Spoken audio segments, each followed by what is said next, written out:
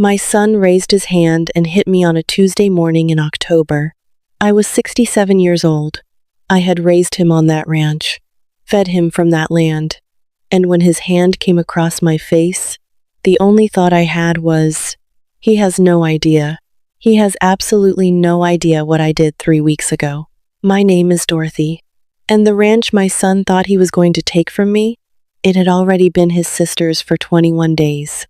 Let me take you back, not to that Tuesday, back to the land itself, because you can't understand this story without understanding what the Callaway Ranch meant, and what it cost and what it built. My late husband Earl and I bought the property in 1987, 412 acres outside of Tulsa, Oklahoma. We didn't have much when we bought it. We had a down payment we'd scraped together over 8 years, and a bank loan that made my stomach hurt every time I thought about it, and the absolute conviction that if we worked hard enough, the land would give back what we put in. We were right. It took 15 years to turn that ranch into something stable, and another 10 to turn it into something valuable. By the time Earl died, 8 years ago, the property was worth somewhere around $2.4 million. The cattle operation was profitable, and the land had become the kind of thing that families fight over. I knew that. I knew it before Earl was cold, because I knew my son. His name is Wade. He's 43 years old. He has his father's build and his father's face, and almost none of his father's character, which is a thing I've understood for about 20 years, and never said out loud until now. Wade had worked the ranch through his 20s, which he will tell you means he earned it, and which I will tell you means he did what sons on family ranches do. He worked because it was expected, and because it was there. Because the alternative was finding his own way in the world, which Wade has never been particularly comfortable with. His sister's name is Renee. She's 39. She left the ranch at 18, which Wade will also tell you means she forfeited any claim to it, and which I will tell you means she had the courage to build something of her own, when the easier thing would have been to stay. She went to college in Tulsa, got a business degree, spent 15 years building a property management company that now handles commercial real estate across 3 counties. She came home for every holiday. She called me every Sunday. She helped me manage the ranch's finances after Earl died, because she understood numbers, and I was grieving and I needed the help. She never once asked what she was going to get for it. Wade asked. Wade asked early and often, and in ways that became less subtle as Earl's estate settled, and as the years passed, and as it became clear that I was in good health, and not going anywhere anytime soon, and that the inheritance he'd been mentally spending since his father's funeral was going to stay mine for a while longer. He started in on the ranch papers about 2 years ago, not openly, not with a conversation that had the honesty to announce itself as what it was, with suggestions, with comments about how it would be simpler, tax-wise, to transfer the property now rather than going through probate later, with references to how hard he'd worked and how much of his life he'd put into that land, with a lawyer friend of his who called me twice to explain the benefits of early transfer, calls I had not requested and did not welcome. I listened to all of it. I didn't say no directly. I said I'd think about it. That's what I said every time, for 2 years. I'll think about it, Wade. And he would leave the conversation believing he was making progress, because that's what Wade does. He hears what he wants to hear, and he builds his plans around the version of events that suits him best. What I was actually doing during those 2 years was watching, and thinking, and talking to my own attorney, not Wade's lawyer friend, my attorney, a woman named Patricia Sims, who had handled Earl's estate, and who I trusted completely. Patricia and I had several conversations over those 2 years, about the ranch, about my options, about what a transfer would look like, and who it should benefit and why. I also talked to Renee, not to tell her what I was planning. I didn't tell her what I was planning until it was done, but I talked to her the way I had always talked to her, honestly and directly. about the ranch and the family, and what I wanted the land to mean after I was gone. She listened the way she always listened. She asked good questions. She never once told me what she thought I should do. The incident that moved me from thinking to acting happened 14 months before that Tuesday in October. Wade came to the house on a Sunday afternoon. Renee had called that morning, her weekly call, and she and I had talked for an hour and a half about her business and my grandchildren and a problem with the south fence line. It was a good call. I was in a good mood when Wade arrived. He sat at the kitchen table, where Earl and I had eaten 35 years of dinners, and he told me that he'd spoken to a tax attorney, and that the window for the most favorable transfer was closing, and that he needed me to sign the preliminary paperwork that week. I told him I hadn't agreed to a transfer. He said I'd said I would think about it. I said thinking about it wasn't agreeing to it. He got loud. Wade gets loud when he doesn't get what he wants, which is something he's done since he was 9 years old, which I had managed over the decades by waiting it out. I waited it out that Sunday. He left without the answer he wanted. I sat at the kitchen table for a while after he left, and I thought about Renee's voice on the phone that morning, and I picked up the phone and I called Patricia. I told Patricia I was ready to make a decision. She asked me what I'd decided. I told her. She was quiet for a moment. Then she said, "Dorothy, are you sure?" Not because she was surprised. I think she had seen this coming for 2 years. Because she was thorough, and she wanted to be certain. I told her I was certain. Patricia drafted the documents. I reviewed them. I made 2 small changes. I signed on a Thursday afternoon in Patricia's office, with 2 witnesses present. The ranch, all 412 acres, the cattle operation, the equipment, the water rights, all of it, was transferred to Renee Catherine Calloway for $1, structured as a gift with a life estate retained for me, meaning I could live on and use the property for the rest of my life, while the ownership was hers. I drove home that afternoon and I made dinner, and I watched the news and I went to bed. I didn't call Wade. I didn't call Renee yet. I was going to tell her in person, the following weekend when she was coming to visit. I just went about my life for 3 weeks, while the recording was processed and the transfer became official. And Wade kept calling to ask when I was going to look at his paperwork. I told him I was still thinking about it.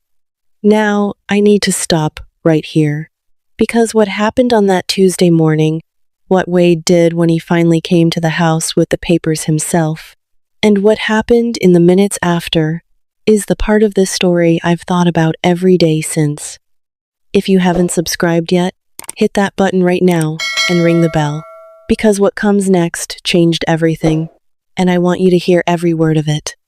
He came early. I hadn't had my second cup of coffee yet. He had papers in his hand, the transfer documents his attorney had prepared, the ones he'd been trying to get me to sign for months. He put them on the kitchen table, and he stood across from me, and he said, "Mom, I need you to sign these today. Not this week. Today." I told him I wasn't going to sign them. He told me I didn't understand what I was passing up. I told him I understood perfectly. He told me I was being stubborn, and that I was going to cost both of us money, and that Renee had never put a day's work into this ranch, and that it wasn't fair, and that he had given his life to this land, and that I owed him. I told him that no child is owed a parent's property, and then he hit me. I want to describe it plainly, because plain is what it was. He raised his right hand, and he hit me across the left side of my face. Not a slap the way you might imagine a slap, quick and sharp. A hit. The kind that comes from somewhere deeper than frustration. I stepped back. I put my hand against my face, and I looked at my son, and I felt something I can only describe as the last door closing. I had loved Wade through 43 years of his life, through his failures and his selfishness and his entitlement, and every Sunday dinner and every holiday, and every time I had made excuses for the person he was instead of seeing him clearly. That love didn't disappear in that moment, but something else did. Something that had been holding a door open. And when it closed, I was very calm. I told him to leave my house. He said we weren't finished. I told him we were finished, and I picked up the phone on the kitchen counter, and I called 911. Not because I was afraid of him in that moment. I was not afraid of him, because what he had done was a crime, and crimes are reported, and I was not going to manage this quietly and privately, in a way that protected him from his own choices. He left before the deputies arrived. I gave my statement. I had a bruise on my face that was documented. The deputy was professional and thorough, and told me my options clearly. I called Patricia from the kitchen while the deputies were still there. I told her what had happened. She told me to document everything, which I was already doing, and that she'd have papers ready by end of week. I called Renee that afternoon. I told her I needed her to come home. She was in the car inside of an hour. I told Renee everything when she arrived. The transfer, Wade's visit, what he'd done. I want to tell you about her face when I described what had happened, because her face told me something I needed to know. She didn't look triumphant. She didn't look satisfied. She looked the way she had always looked, when something hurt her that she couldn't fix, steady and sad, and already thinking about what needed to be done next. She asked me how I was. I told her my face hurt, and that I was fine, and that I needed her to understand what I'd done with the ranch and why. She listened to all of it, and then she said, "Mom, why didn't you tell me?" I told her I didn't want it to be something she'd asked for. I wanted it to be something I chose. There's a difference, and I needed her to know that the difference was real. She understood. She always understands. Wade was served with the assault charge the following week. He was also served, through Patricia's office, with official notice of the completed property transfer and its recording date, 21 days before his visit to the house. His attorney called Patricia. Patricia described the call to me as brief. There was not a great deal Wade's attorney could say. The transfer had been completed by a competent adult, who had not been under duress, documented by a licensed attorney with witnesses, recorded officially, and completed 3 weeks before any incident had occurred. There was nothing to challenge, and no grounds to challenge it. Wade called me once, about 3 weeks after he was served. His voice sounded different from any version of his voice I'd heard in 43 years. Smaller, like something that had been propping him up from the inside, had been removed, and he hadn't yet figured out how to stand without it. He said he didn't understand why I'd done it. I told him I'd done it because it was right. He said Renee hadn't earned it. I told him that the ranch wasn't a payment for labor. It was a legacy, and legacies go to the people who understand what they mean. He said he understood what the ranch meant better than anyone. I thought about 35 years of Sunday dinners at that kitchen table. I thought about Earl working that land from before sunrise. I thought about what it means to understand something versus what it means to want it. I told Wade that I hoped he'd get some help, and that I loved him, and that what he'd done to me in that kitchen was something I was going to need a long time to forgive. Then I told him I had to go, and I ended the call. The assault charge resulted in a deferred sentence, with mandatory counseling. Wade had no prior record, and his attorney was competent. I was not satisfied with that outcome, and I was also not surprised by it. What matters to me is that it is in the record, that what he did exists somewhere official and permanent, and cannot be undone. Renee took over management of the ranch 6 months after the transfer. She didn't sell it. I want to make sure you know that she didn't sell it. She hired a ranch manager, restructured the cattle operation, using the same business sense she'd applied to her commercial properties, and started a conversation with a conservation organization about a partial land easement that would provide tax benefits and long-term protection for the property. Earl would have liked that. He cared about the land past himself. That's where Renee gets it. I still live here. My life estate means this is my home for as long as I want it to be, and I want it to be for a long time yet. I sit on the porch in the evenings, and I look at 412 acres that are going to mean something after I'm gone, that are going to be in the hands of someone who understands what they mean and not just what they're worth. And I feel something I can only call rightness. The specific piece of a decision made clearly and completely, and in the way that Earl would have recognized as the way we tried to do things. Wade and I are not in regular contact. I don't know exactly what his days look like now. I hope the counseling is doing something. I hope he finds a way to build something of his own, rather than spending the rest of his life grieving what he decided he was owed. That's possible for him. Whether he chooses it is up to him. I'm 68 years old. I raised 2 children on this land. I buried a husband on this land. I signed papers on a Thursday afternoon and went home and made dinner and didn't tell a soul for 3 weeks. And when my son came to that kitchen with papers he thought I was going to sign, I was the only person in that room who knew the truth. Sometimes the most powerful thing you can do is already be done before anyone knows you've started.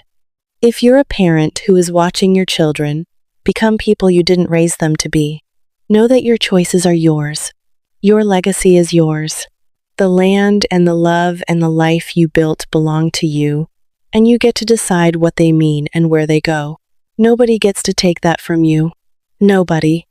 Tell me in the comments if you've ever had to make a hard decision, quietly and alone, before anyone else knew what you were doing. Subscribe for more stories. I'll see you in the next one.